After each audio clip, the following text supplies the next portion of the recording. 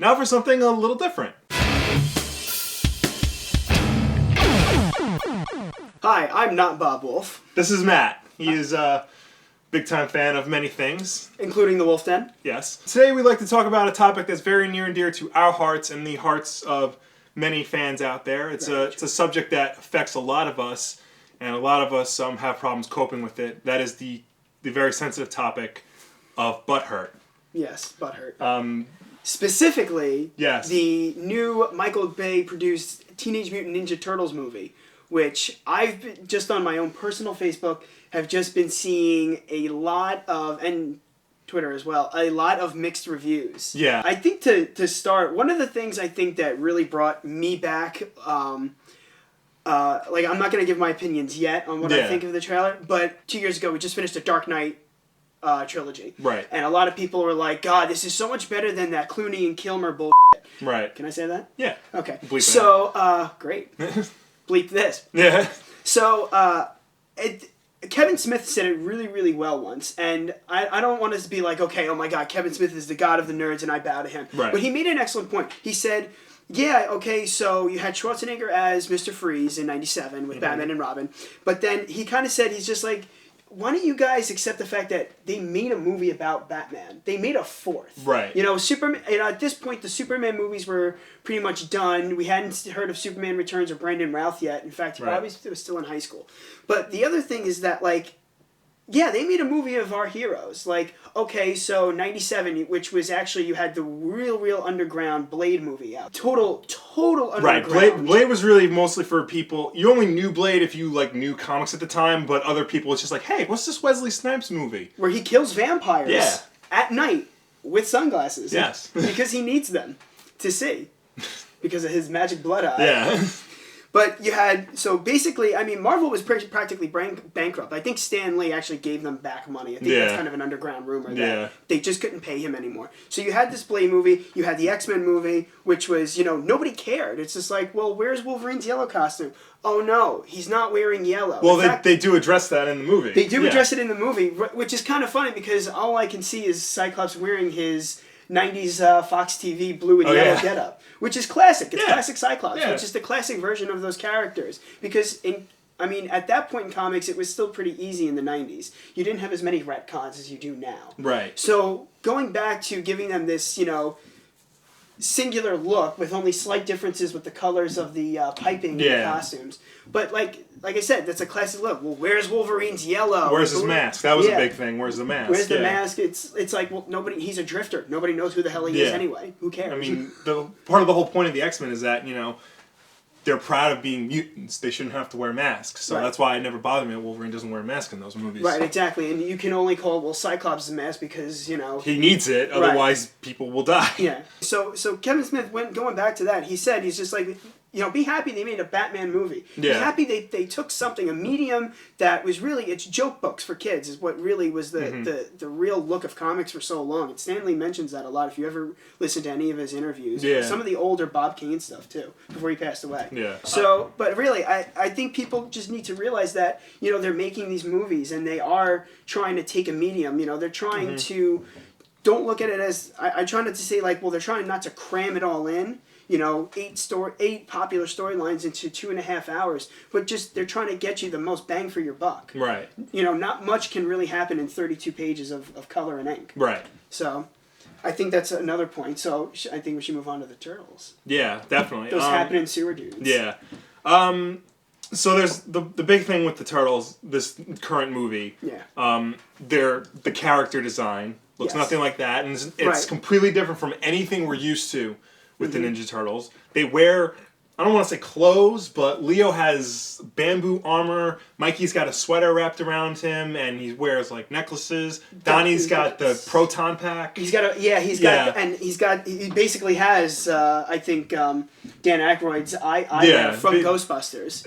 I mean, it's, to me personally, I understand what they're trying to do. They want to make the Turtles actually look like turtles, so that's why, like, they have the certain face and you know the certain, and I guess they're trying to put more personality into them, right, which they're is accessorizing the way they're the designed. Turtles. Yeah, like all the clothes and stuff. Mikey has, I think, dog tags with like sunglasses on them or something. I don't really remember. I don't recall. Oh, Raph wears a lot of that armor tape. Raph looks more like an MMA fighter. Right. Yeah, which makes perfect. Like all the designs that they're putting into the characters makes sense. Mm-hmm. But something that like I thought of was with the original Ninja Turtles, we knew who they were without all that. Right. We just understood, like, through their personalities, we just understood that Leo was the leader and the serious one, Donnie was the inventor, Mikey was the funny guy, and Raph was the brawler. They didn't need all the accessories. You know, they just, through their personalities, just naturally exuded that. Right. Even in the comics, when early on, when it was all black and white, early Eastman Laird, and you basically. Coming as a first timer, like you didn't know which turtle was which until you actually listened to the way they spoke. Yeah. And when I say listen to the way they spoke, it's how you hear them in your head. So you knew that Leo had actually structured sentences. You knew that Raph left a lot of G's off the ends of words, like if he was hanging or hang in. Yeah. You knew Mikey was usually smiling, and you knew when Donnie was talking because typically they teamed him up a lot with Mikey. Just I think just to be on the. Just to show, because... Like, the separate sides of the extremes where you have the thinker, the collaborator, the creator, and then you have the jokester, funny guy. Yeah. Another thing about the character design is they are huge. They're 7 feet tall. Right. But, I mean, like, they're supposed to be teenagers. Teenagers aren't, like, 8 feet tall. That's true, yeah. So, that's another... I just think, like... They're very shelled, too. Yeah, they're like 90% shelled. Yeah, there's just a lot of leg. Yeah. So that's kind of interesting how, and it's different. Yeah, it's very different. I mean, let's not forget that for the longest time, Batman was in blue and gray spandex. Yes, and all of a sudden, he's wearing like black plastic. But this sort of goes back to a video I did a while back where I talk about the Ninja Turtles as folklore. Yes, and that they're characters that are no longer just one thing. They can be many things. Like we have this movie. And then we have the 90s movies. We have that animated movie that came out a few years back. We have 3 different cartoons. We have, 30 years of comic books that you can pull from. I mean, they don't just mean one thing. They mean many things. Right. The important thing to remember, though, is the baseline structure. Mm-hmm. I mean, from the trailer, it looks like they got that Leo is the serious one, Mikey is the jokester, because those are really the only 2 that we really see. Right, exactly. I mean, so it looks like... that's still coming across. Mm-hmm. I mean, things like William Fichtner playing the Shredder and maybe having a hand in the creation of the Turtles with April's dad. That's a big change. There's always been a hint. Either you have April as the reporter, or you had April as the intern, intern scientist. And I think that's pretty interesting. I mean, maybe he had a hand in creating them, and of course, oops. Laboratory experiment. I mean, how many heroes have we had created from laboratory experiments? I'll just run a list of all right here really fast. Please look. Yeah. So I think, and that's different, and I keep saying that's different because we live in a new culture now where things are different. Yeah, it's really weird because like we'll pick our fights. I think it all depends on who's a part of it. As we all know, Michael Bay is producing, not directing, but producing this movie, and his resume, hasn't exactly been, mind-blowing. I mean, 3 Transformers movies so far. One of them I would consider good. You have movies like The Island, which is just garbage. Right. Armageddon and The Rock. People like those movies. I like The Rock. I think The Rock is a fantastic... I can take or leave Armageddon. The Rock is just a fantastic guy movie. You have... not to mention the fact that even in The Rock, which is early on in his career, he has some huge names. You have Sean Connery, who has completely left acting at this point. Yeah. Who just doesn't give a crap anymore. Yeah, he just does whatever. I mean, you have Nicolas Cage, who was at that time the star. We didn't know him as the crazy man we do now. Yeah, he was an Academy Award winner at that time. Exactly. Right. Yeah. You have a lot of good solid actors, and he pulls those people into his movies. Okay, maybe he owes Megan Fox a favor because of that stuff he said about Transformers with her, but but I mean William Fichtner, if you look IMDb William Fichtner, that man has an amazing list of movies at his disposal. And he is an incredible actor, and like everything he's in, he always underrated. Yeah. And look, if he was the Shredder in an animated movie where like he's not on screen, I feel like this wouldn't be a conversation. Right. Just because of the fact that he's a white guy playing an Asian character, which is a whole other topic for another time. But, a white guy playing an Asian character, people want to see an Asian actor playing an Asian character. That's understandable. Mm-hmm. But if this was animated where you don't see his face, where it's just his voice, and this wouldn't be a problem. Because you have black actors playing white characters in animation all the time. You have white characters playing black characters all the time. You have women playing boys all the time in animation.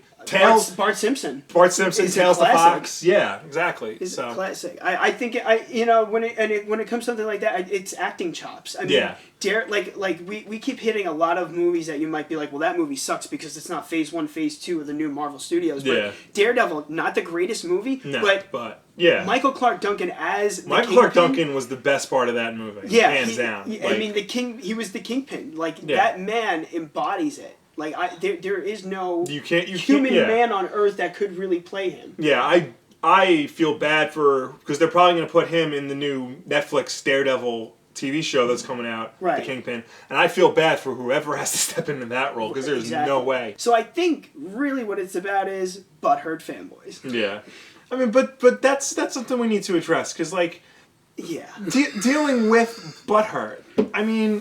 Or shell hurt. Or shell hurt in this case, yeah. Because there have to be we need to find ways for fans to deal with it. I mean, and going on the internet and yelling and screaming, really, really obscene stuff. Hey, you bastard! Doesn't help. Mean things about your children. It just makes you look worse. Right, it does. Especially, I mean, if anybody has any nieces or nephews or younger brothers and sisters where we're talking like major generational gaps, we're talking like more than, I guess I could say 5 years. Yeah. You have someone coming into something new that you might have known for a long time, but times change. Like, look at the way they made our parents' superhero shows. Yeah. The old the George Reeves Superman, Adam West Batman. Right, exactly. And Linda Carter Wonder Woman. Right. I mean, I still mention that I'm a Batman fan to people, and all of a sudden they go no, because that's how they associate it with. Do we now know that there is a Dark Knight trilogy and that it is the mean, brooding Batman? Yeah. Yes, of course that we do, but we always go back to something that's over 40 years old at this point. And bringing it back to the Ninja Turtles, remember that most people's opinion of the Ninja Turtles is based on this cartoon show. People forget that they were created in the 80s as a dark, gritty parody of Daredevil. Yeah. In fact, their origin is a very specific reference to Daredevil. Exactly. So, and not to mention, they full-on murder the Shredder in the first one. He blows himself up. Yeah. But, I mean, so you have to realize, like, oh my God, if you've ever read the original Eastman Laird run of the Ninja Turtles, even the new run that's out right now, that Laird has a hand in it. Eastman has a hand in it, Eastman has a hand in it. But yeah, that run is great because it incorporates everything. The TV show, the original comics, the newer show, and it brings it all together for a modern take of it. Right, exactly. Yeah. And that's the essence of a character. So you're going to get the essence of a character. But like I said, my own Facebook, my own personal life, I see the list of the diehard fans. I see the diehard Turtles fans, who still wear the T-shirts and will still pick up, like I did, pick up the original '80s models of the toy, and display them accordingly. They go out and they go on and they say, oh, well, this sucks and this is terrible and this is that. I have my friends who haven't seen anything about the Turtles since they wore their pull-up Wonderoos of the Turtles. Yeah. And they go, this is fantastic and cool looking. Yeah. It's those people that we really need to give a chance to, where it's just like, hey, the kids, I work with children. Oh, yeah, okay, the kids love Star Wars. It ain't my Star Wars. Yeah, it's not our Star Wars. It ain't your daddy's Star Wars either. It's still Star Wars. There's still elements of Star Wars in there. Right, exactly. To the point where they're making new movies now. Yeah. Why? Because there's a fan base that is now interested in something after so long. Mm-hmm. I mean, Rembrandt and Van Gogh didn't even become famous until after they died. This is true. I don't care if you don't like art. It's just an example. Calm down. You really shouldn't be attacking something that you haven't seen yet. I mean, the movie's not finished. I mean, it's not even out. Right. All we're seeing is a minute and a half of from from a con, no doubt. And most cons don't have finished product. Yeah, I mean, judging from the trailer, there are things that I don't necessarily agree with. I think the Turtles are a little too over designed. I think they move very fast, but that's a side effect of the animation, not necessarily the characters. Yeah. I mean, but I'm still going to see the movie. It still looks like, the essence of the Turtles is there. Who knows? Maybe after the movie comes out, and after I've seen it, I'm like, that wasn't a very good movie. But I'm not gonna, write letters to Paramount and Nickelodeon saying that, they should repent for what they've done. And I'm not gonna go on the internet and complain to Michael Bay and Megan Fox, blaming them for everything. But the internet gives you that power. It does. As we learned from Kevin Smith, yes. Jay and Silent Bob Yes, Strike Back.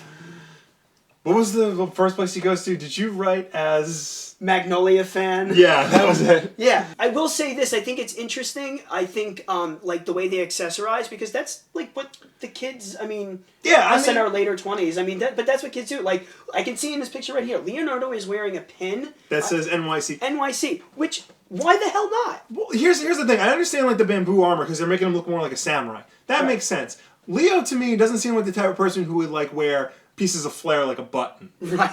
Like that, something like that. Yeah, but you know what? But I mean, understand why they did it because they are teenagers. Yeah, they're still teenagers. We all wore our pins and our buttons. Yeah, I got plenty of pins. I have patches sewn on jackets. Right, exactly. That I did myself because I was hardcore back then. I mean, people put their their favorite logos of things. Bands, movie characters. My own Batman tattoo. Yeah, exactly. I mean, I put that there I have my many personal reasons for it, but that's why it's there because I am a fan. The two big things about this movie, well, three big things I should say, that people seem to be hung up about this movie, the way the Turtles look. Mm-hmm. Megan Fox is April O'Neil. Michael Bay has a hand in it.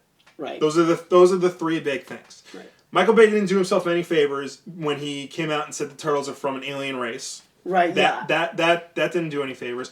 Megan Fox is not a very good actress, so that's not doing any favors. And the fact that the Turtles look nothing like what we're used to, that's what's throwing everybody in a tizzy about this. But we need to remember that there was a time when Mr. Mom was going to be the first serious Batman. My man. We need to remember that there was a time when the hot guy from 10 Things I Hate About You was going to be the Joker. The nerdy dork, if you will, from 10 Things I Hate About You was going to be the young hotshot, basically the hero of The Dark Knight Rises. Right, exactly. He was going to be side by side. The Princess Bride is Catwoman.